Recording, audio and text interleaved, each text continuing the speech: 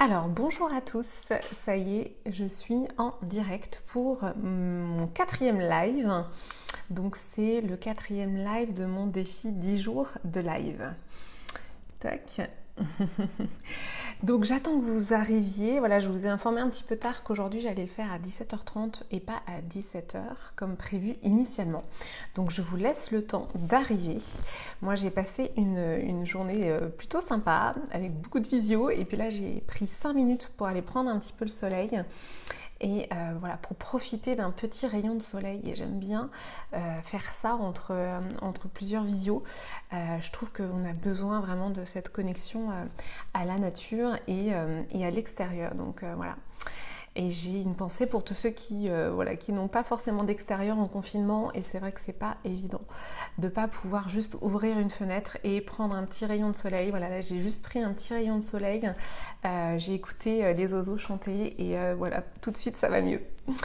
Donc j'espère que vous allez bien, j'espère que vous avez passé une belle journée. Moi je suis très heureuse de vous retrouver pour ce quatrième jour de live, donc dans ce défi 10 jours de live que je me suis lancée pour vous partager en fait l'aventure intérieure, mon aventure intérieure, pour vous partager chaque jour une histoire voilà, qui parle de mon parcours, qui parle de moi, en espérant que ça va trouver une résonance auprès de vous. Toujours partir voilà, du cas particulier pour que ça trouve une résonance, j'allais dire sur un cas général, mais de trouver une résonance plus grande auprès de vous. Coucou Marion, merci d'être là en direct. Donc si vous regardez ce direct, donc je suis Clémence, la fondatrice de The Positive Place, donc je suis ravie de vous retrouver en live. Si vous n'êtes pas présent en live mais en replay, mettez-moi le hashtag replay. Je serais ravie de pouvoir répondre à vos questions, à vos commentaires.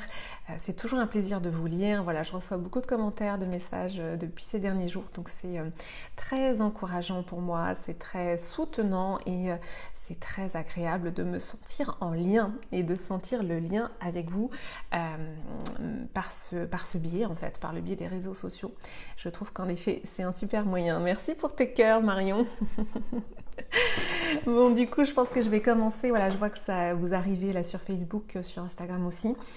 Donc aujourd'hui, j'avais envie de vous raconter une nouvelle histoire. Voilà, une histoire qui concerne ce que j'ai vécu en entreprise et aussi quel est le grand pourquoi de The Positive Place. En fait, pourquoi j'ai fondé The Positive Place. Donc en fait, moi j'ai passé donc 12 ans en entreprise, 12 ans dans les médias, dans des grands groupes médias comme TF1, Canal+. J'ai aussi travaillé dans des groupes plus petits, dans des groupes digitaux, mais toujours dans les médias, donc toujours plutôt côté régie publicitaire. Et dans mes différentes expériences, moi j'ai beaucoup changé d'entreprise en fait. J'ai toujours eu déjà cette curiosité de découvrir de nouvelles choses, et puis voilà, ce besoin aussi de changement. Donc j'ai changé plusieurs fois d'entreprise et donc j'ai vécu des situations différentes. Et ce qui est intéressant, c'est que finalement, dans ces différentes entreprises, il y a des situations que j'ai vécues et que... je vois vos commentaires. Merci Ariane pour les cœurs et les douceurs. Donc dans les différentes situations que j'ai vécues en entreprise, il y a des situations qui ne m'ont pas plu, il y a des situations qui ne me convenaient pas. Donc des situations où je me suis sentie donc harcelée, des situations aussi d'humiliation.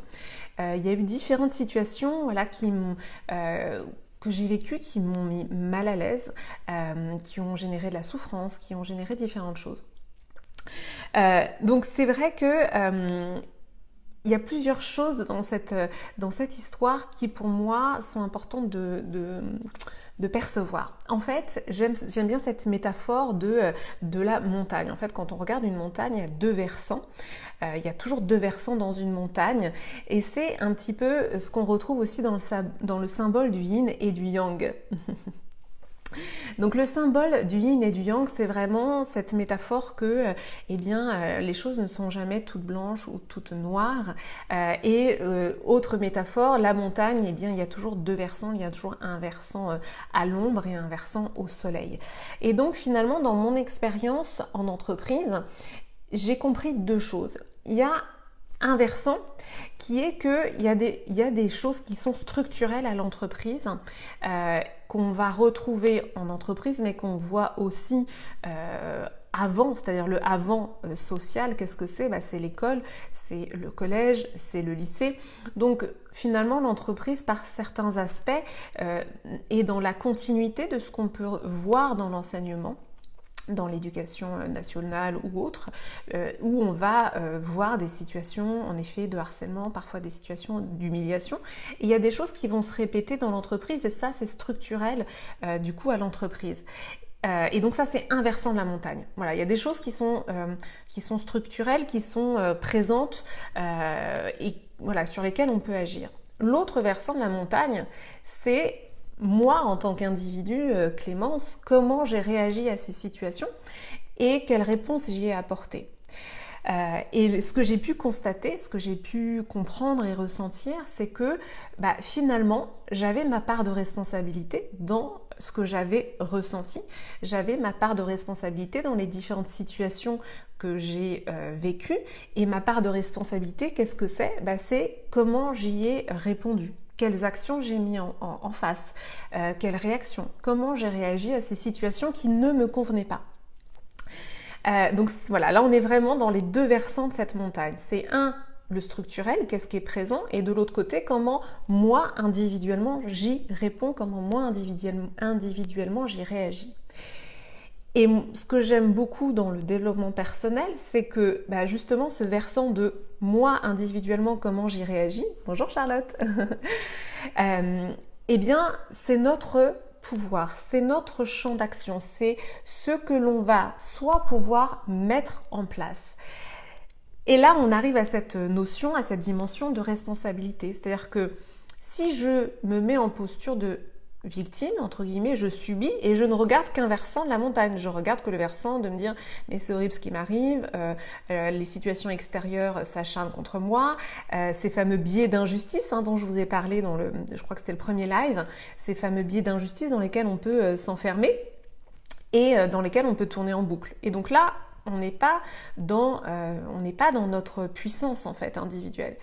Et voilà, si je contrebalance avec l'autre versant de la montagne, eh bien, je prends ma part de responsabilité et je dis, ok, il y a cette situation extérieure qui est celle-ci, et moi, individuellement, moi, Clémence ou vous, comment vous allez y répondre? Coucou Charlotte de Lille.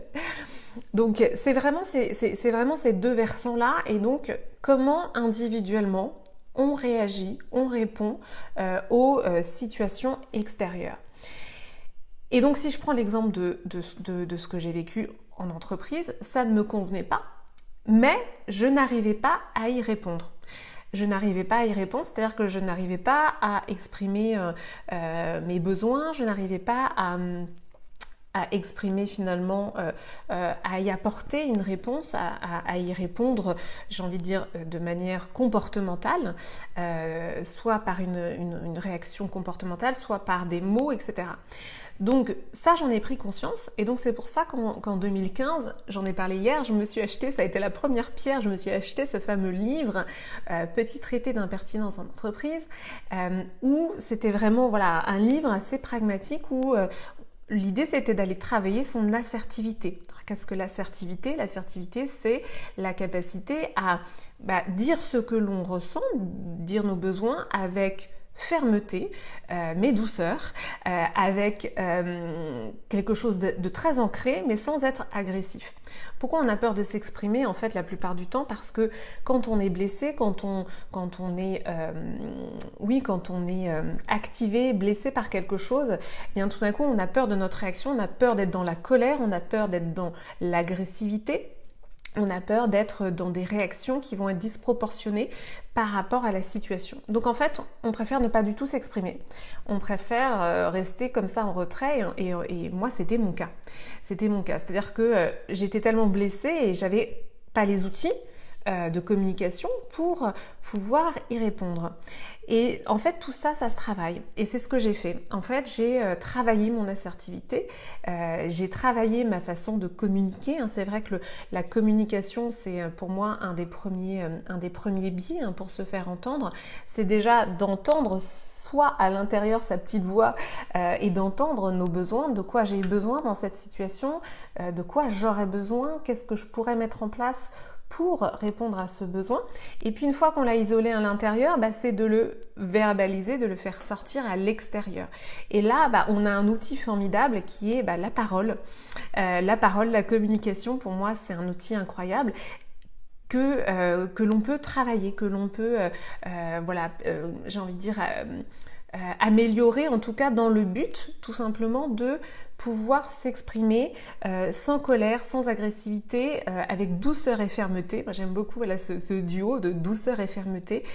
C'est d'être dans cette affirmation de ses besoins, avec douceur et fermeté dans la communication et aussi dans l'écoute.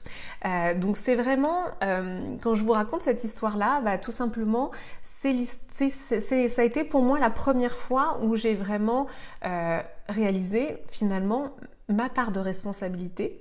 Et en réalisant cette part de responsabilité, cette co-responsabilité, j'ai mis des actions en face. J'aime bien aussi la notion de co-création. On est tous co-créateurs. Il y a toujours cette dimension des deux versants d'une même montagne, et c'est pareil dans le couple en fait. Dans le couple et dans toutes nos relations, on peut toujours avoir cette image de montagne avec les deux versants d'une même montagne. Il y a la situation et puis il y a nous, comment on y réagit, et donc dans ce duo intérieur-extérieur, dans ce duo ombre et lumière, dans ce duo de contraire, de contraste, eh bien on est co-créateur et on a cette part de responsabilité qui est pour moi centrale, parce que ça nous permet de ne pas nous enfermer dans une posture de victime, qui nous enlève en fait notre puissance. Moi, l'ambition, c'est toujours ça, c'est toujours de se dire comment je reprends ma puissance individuelle, par quel biais en fait je prends mon pouvoir. Et donc en vous racontant cette anecdote, en fait, j'avais envie de vous partager déjà un de mes grands pourquoi de The Positive Place en entreprise. Eh bien, mon grand pourquoi de The Positive Place en entreprise, c'est d'aller finalement apporter en entreprise ce que moi j'aurais aimé avoir à ce moment-là, c'est-à-dire des clés aussi de communication, des clés de psychologie positive, des clés relationnelles pour apprendre à vraiment me positionner, pour que chaque individu apprenne à se positionner dans le collectif qu'est l'entreprise, et aussi que le collectif prenne conscience de cet apport incroyable de la psychologie positive et de tous ces outils en fait relationnels. Donc ça, c'est mon grand pourquoi en entreprise. C'est vraiment celui-ci, c'est quelque part d'aller un petit peu guérir ces blessures que moi j'ai ressenties en entreprise, parce que j'aime beaucoup le collectif, je suis très sensible à la notion de collectif en fait, et pour moi l'entreprise c'est un collectif qui quelque part doit être aussi bienveillant, accueillant, qui doit pour moi assumer pleinement ses valeurs humaines et les mettre en pratique. Et c'est là où parfois c'est pas toujours simple de mettre en pratique, et c'est pour ça que ces outils sont incroyables, ces outils de communication, ces outils de psychologie positive sont véritablement incroyables. Et donc ça, c'est mon grand pourquoi dans l'entreprise, et le grand pourquoi de The Positive Place, on va dire plus globalement au niveau individuel, c'est de redonner à chacun son pouvoir, de redonner à chacun sa part de puissance.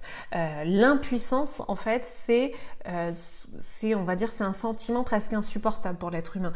L'impuissance, on peut ressentir de l'impuissance en ce moment dans la situation qu'on vit, et donc moi, mon message aujourd'hui, c'est de vous dire que en fait, vous avez toujours votre puissance en vous. Vous avez toujours cette possibilité d'agir en fait, et c'est en assumant notre part de responsabilité, cette co-responsabilité, c'est en assumant pleinement cette co-responsabilité que vous allez pouvoir reprendre votre puissance. chaque fois qu'on se recroqueville et qu'on se dit oh c'est horrible ce qui m'arrive, voilà, biais d'injustice, etc. Chaque fois qu'on se recroqueville, en fait, qu'on a une petite pensée comme ça, et je fais vraiment ce geste-là, eh bien on perd de sa puissance. Par contre, chaque fois qu'on dit ok, je suis co-responsable, co-créateur, co-créatrice de la situation, et j'ai toujours des solutions, et je peux toujours agir, et je peux toujours trouver comment modifier en fait la situation. Et là, on reprend notre pouvoir. Donc ça, c'est un de mes grands pourquoi au niveau donc de The Positive Place pour l'individu et aussi particulièrement pour les femmes. Moi, j'ai vraiment très envie que les femmes puissent reprendre vraiment totalement leur pouvoir, parce que le sentiment d'impuissance, on peut le ressentir d'autant plus, c'est vrai, quand on est une femme dans cette société voilà, qui est quand même toujours patriarcale et qui met un couvercle sur les femmes. Donc c'est de redonner aux femmes ce sentiment intérieur de puissance, parce qu'en fait notre puissance, elle est vraiment à l'intérieur de nous, elle est vraiment en nous. Voilà, c'était le message du jour. Je vois vos petits cœurs, je vois vos petits commentaires, c'est adorable. Si vous avez des petites questions, vous pouvez me les poser maintenant avant que je mette fin au live. Et puis pour celles et ceux qui regarderont en replay, mettez-moi le hashtag replay.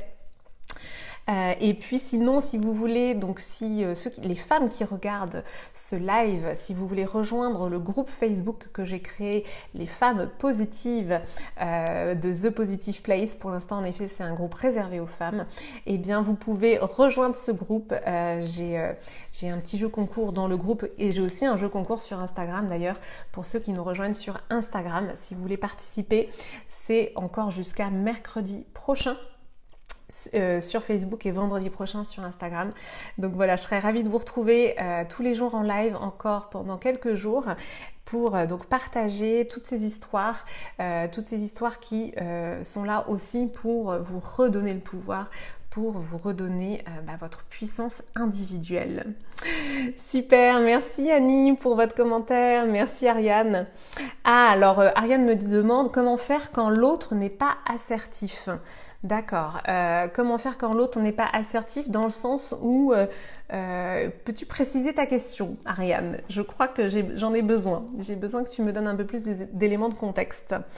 Parce qu'au final, dans ce que je vous explique,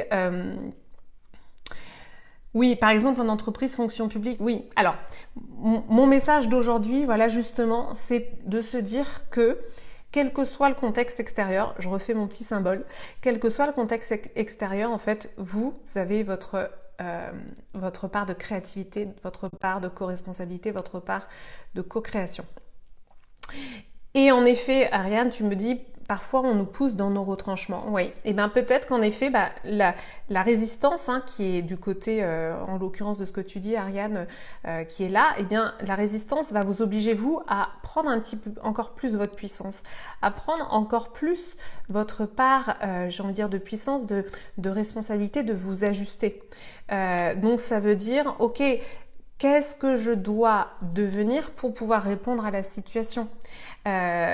Si c'est prendre un livre, prendre une formation, développer des capacités, je sais pas, relationnelles ou de communication, etc. C'est en fait, c'est de se dire que les événements que l'on vit, ils sont là pour aussi nous faire grandir et nous mettre encore plus dans notre puissance individuelle. Donc tous les événements qu'on vit, finalement, c'est toujours des opportunités. Et je connais par cœur, c'est avec beaucoup d'empathie, beaucoup de bienveillance et de compassion que je dis ça, parce que je connais très bien ce phénomène de se recroqueviller, de perdre sa puissance. Je connais par cœur, je l'ai vécu vraiment. Et je sais que c'est une voie sans issue, en fait, je le sais vraiment. Et ça peut prendre du temps, de reprendre sa puissance, voilà, mais c'est vraiment ce chemin-là qui vous permet en fait de tout simplement de vous épanouir. C'est ce chemin-là que moi j'ai pris quand je me sentais complètement recroquevillée, que ce soit dans mes expériences en entreprise ou dans ma vie personnelle, où j'ai eu ce sentiment d'acharnement, et je sais à quel point on peut comme ça, se recroqueviller complètement. Eh bien en fait c'est toujours de reprendre sa puissance, et ça commence en effet par le corps aussi. Moi dans mon approche, j'ai une approche qui est totalement psychocorporelle, c'est de de passer par le corps vraiment pour asseoir en fait notre puissance. Hein. On existe corporellement, on existe physiquement. Nous ne sommes pas que des êtres mentaux, donc c'est vraiment tout est lié. Je sais pas Ariane si j'ai répondu à ta question du coup. Je te laisse peut-être le temps de mettre dans le chat. Voilà, c'était un live. Je fais des lives environ de 20 à 30 minutes. Donc, si vous avez encore quelques questions, je vous laisse les poser. Et puis, si vous me regardez en replay, laissez-moi un petit hashtag replay et vos questions et je serai ravie d'y répondre. Et puis, donc, demain, je vous retrouve, je pense encore autour de 17h pour le prochain live. Voilà, 17h pour le prochain live. Et d'ici là, voilà, prenez toute votre puissance. Inspirez, gonflez la poitrine, la puissance est là, elle est là pour vous, elle est là pour tout le monde. D'accord Ariane, on s'en reparlera. Je vous souhaite une très belle fin de journée, je vous dis à demain et donc à très très vite donc sur Facebook et sur Insta. À bientôt, ciao ciao.